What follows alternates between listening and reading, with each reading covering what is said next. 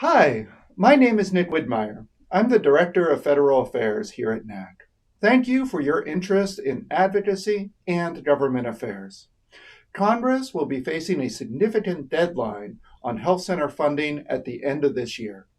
Today, I'm going to walk you through how Congress determines health center funding and show how your advocacy can make a difference.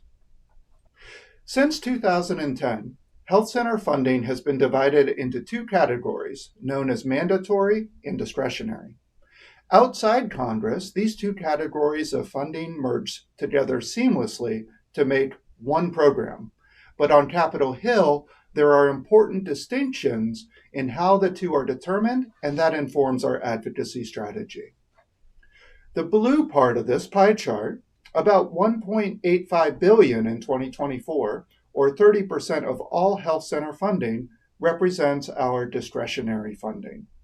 Congress sets the discretionary portion of health center funding on an annual basis, and it represents about 1/3 of all health center funding.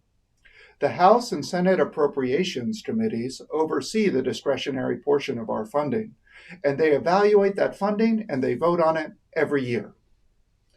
Before 2010, all health center funding was discretionary.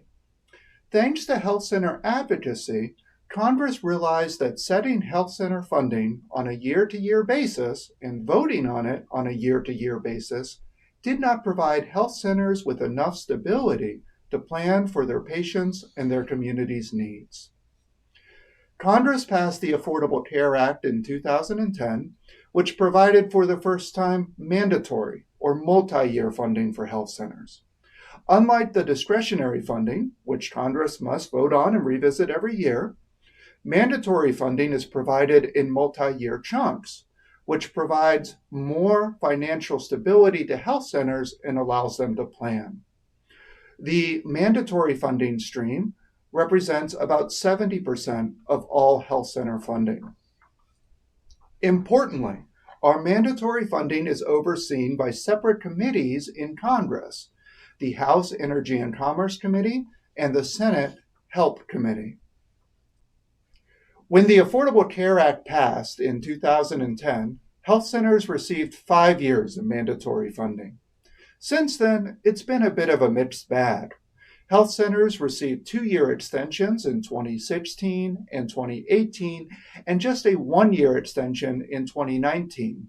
A 1-year extension blurs the difference between mandatory and discretionary funding, since it doesn't provide the stability or ability to plan that Congress intended when it created the mandatory funding stream.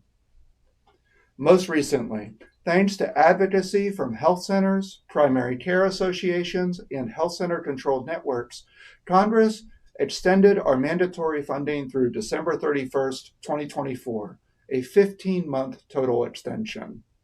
That most recent extension increased the annualized amount of the mandatory funding from $4 billion per year to $4.4 billion per year, the largest year-over-year increase in 10 years. Our work is not done. Both our annual funding and our discretionary funding currently expire at the end of December.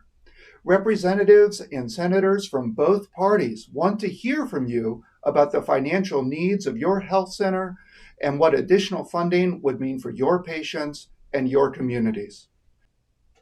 Please join NACHC's Fly-In on December 3rd and 4th to meet with your representatives and senators about the importance of extending and increasing health center funding and providing the stability you need to meet your patients and your community's primary care needs. Thank you so much for your attention, and I am very excited to see you on Capitol Hill in December.